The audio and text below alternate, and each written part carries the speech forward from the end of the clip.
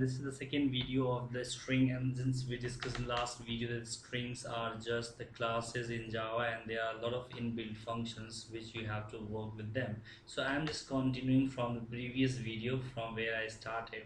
I have tried my best to use some of the important functions, but I'm just very frankly saying that I did not do use all the functions built in because there are large number of functions. And with the practice, when it was just like when programming we need a lot of tools, but every time we do not need them. Sometimes depending on the situation, these days modern IDEs are there like the NetBeans or the Eclipses, where if you just type the name of the object and press the dot button, then the functions associated with those classes will automatically be reflected, and you can pick the whatever you feel like. So that's why I just tried. This is a BlueJ applications. Here the limited functions I have. So it's again I'm just trying to explain this function, this pro class. So this class name is string test, which has two string objects, name and address, and these two are initialized by constructors. Constructors are again special kind of functions which simply initialize the data members or the member variable of the class. These are the member variables, and the class name is string test. So the name of the constructor is the name of the class. This is the way by which you can identify which one is. And they do not have any return type. Like see here you have void return type, here is no return type, only the name of the this is called access specifier, name of the class, and the parameter list. So it's just two strings I have. So here also I have taken two strings, and we'll be passing these two strings x and y, and then x will be going into name and the y will be stored into address. Then this is a function which simply converts the name dot to uppercase. So this is name is the object of type string, so the name dot to uppercase is inbuilt function which simply converts lowercase letters into the uppercase letters. Now here this is a trim in Java. The blank spaces are also called as or treated as character. So here Java, if suppose like when you are Java is broadly used into the network applications and the online web designing or something like that. So in that condition many times we have to fill the form, and since the characters are treated as like the voice, like the empty, like the I can say the spaces are treated as the character. So who knows, while filling the form someone might have pressed the tab or the space bar, so unnecessarily, unwillingly they might have introduced some blank spaces at the beginning of the string. So this function just removes all the blank spaces at the beginning. So this is called trim function removes the all blank spaces. So here I can write comment removes blank spaces from the beginning of the string. And then here I have another function called the compare. So here I'm comparing the two strings, the nm equals nm, like this is the, I'll be passing one string to this function. So when I'll call the compare function, I'll pass one string, and that string will be comparing this with the name. Now this show function is also the comparing, but this equals ignore case means whether they are lowercase letters or in the uppercase, this doesn't care, and it simply compares. So it just removes the case sensitivity of the string. Now concatenate, so I'll be passing one string and this one will be concatenating that string with the name. So here index means you just pass one character and this one will tell you where it occurs in the given string in the name. Same way you have find nm like this. So first let's begin, and I have to compile this. It's compiled, there is no error. Now I simply start. I enter the name as see here I create some spaces, John John Oliver, and I enter the address as 12 Huffenpuff Post. Now here it goes. Remember, name I have entered as John Oliver.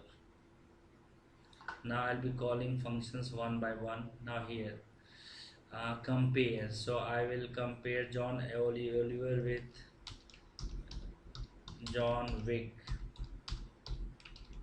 Now see what is the outcome. So it says false, means they are not equal. Okay. Then I again compare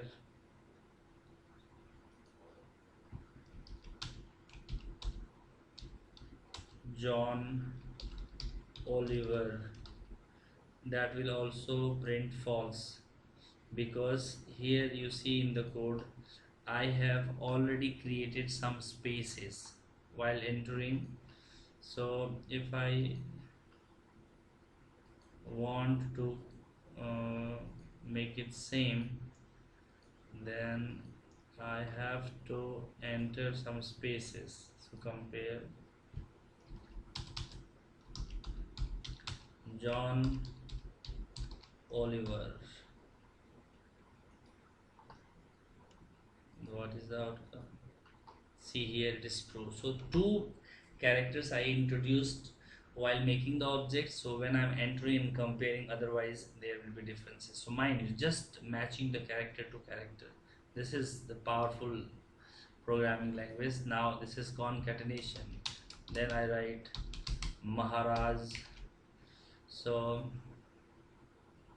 what is the outcome? Maharaj John Oliver. So the strings are concatenated. Then I find. I have to find OLIV,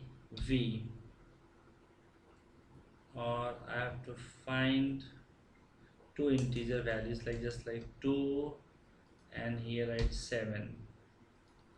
Then you see what I get. So this is 2 to 7. So 0 0 are the two blanks and John. So 2 to 7. So this has given you the strings between the character 2 to 7. And now here I trim. So it has just trimmed and no space is created. See, there is no space.